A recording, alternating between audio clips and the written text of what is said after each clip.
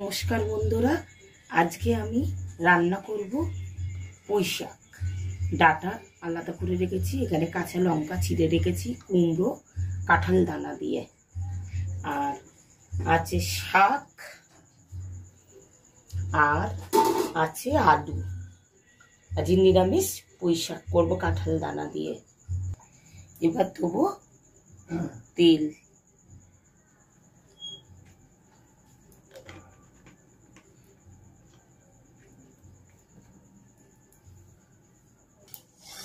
আমার তেল গরম হয়ে গেছে, এইবার দেবো শুকনো লঙ্কা ফোড়ন, আর শুকনো লঙ্কা ফোড়ন দিলাম আর 5 ফোড়ন দিলাম।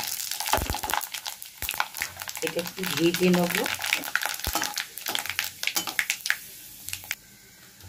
এবার দেবো আলু।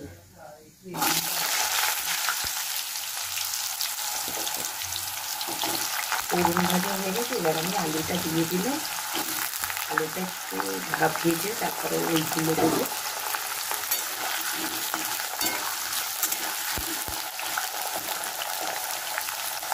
মিনিট বাদে আসছি। এবার দেবো ডাটাগুলো।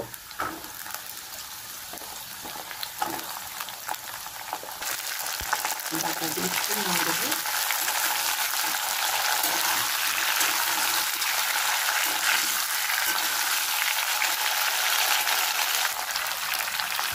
এবার দেবো কাঁঠালের দানা,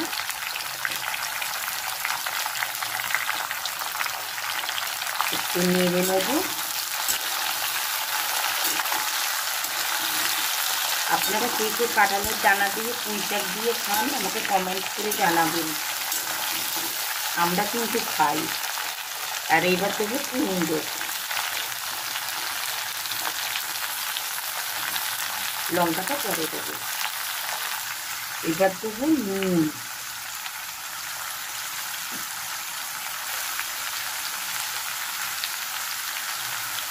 নুন দিলাম।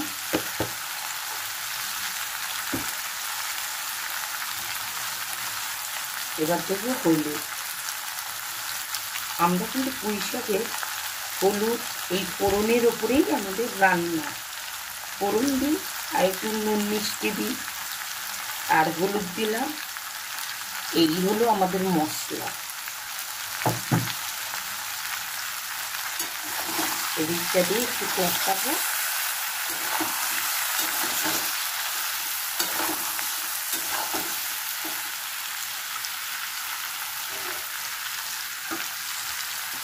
আর লঙ্কাগুলো দিয়ে দেবো।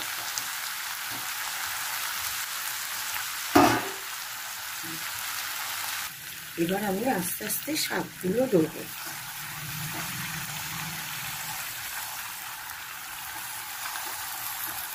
শাক দেওয়া হয়ে গেল। এইভাবে তো আর নাড়া যায় না, একে একটু মজাতে হবে, মজিয়ে তারপরে নাড়বো। এখন আমি ঢেকে দিলাম। দেখি কতখানি মজলো। হ্যাঁ, অনেকখানি মজে গেছে। এবার একটু নেড়ে দিই, আবার ঢেকে রাখতে হবে।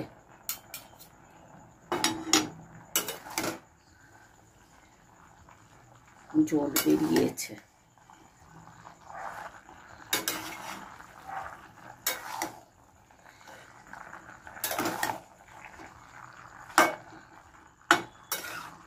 এই জলটাকে একটু মজাতে হবে। আমি এখন ঢেকে রাখলাম আবার 2 মিনিট। মোটামুটি হয়ে গেছে। এবার আমি একটু চিনি দেবো।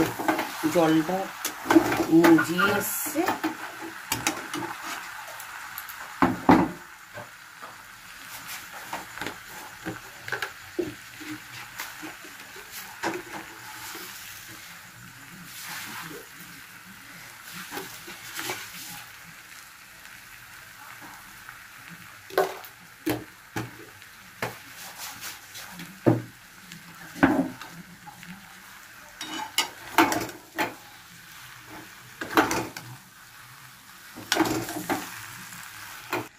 বন্ধুরা একটু শাক এইটা চিনি দিয়ে একটু নেড়ে দিলাম।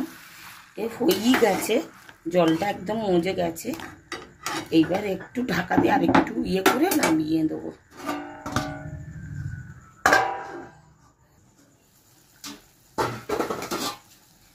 পুঁই শাকটা হয়ে গেছে। দেখুন আমি যেভাবে করলাম ওইভাবে একবার করে খেয়ে দেখবেন। ঘ্যাট, পুঁই শাকের ঘ্যাট। এবার আমি পরিবেশন করে নামাচ্ছি।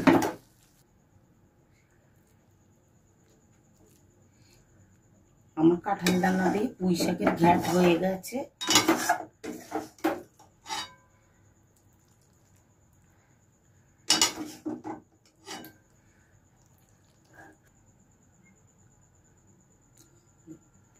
বন্ধুরা, আমার এই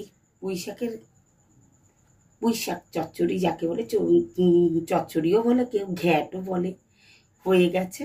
কেমন লাগলো, আমি কিভাবে বানালাম দেখলেন, সিম্পলভাবে বানালাম। আপনাদের ভালো লেগে থাকলে আপনারা এরমভাবে বানিয়ে খাবেন। ভালো লাগলে সাবস্ক্রাইব করবেন, লাইক করবেন, শেয়ার করবেন, সবাইকে দেখার সুযোগ করে দেবেন। আর কি বলবো, আপনারা সবাই ভালো থাকবেন, এটাই কামনা। আপনারা ভালো থাকলে, সবাই ভালো থাকলে তবেই আমরা ভালো থাকবো। নমস্কার।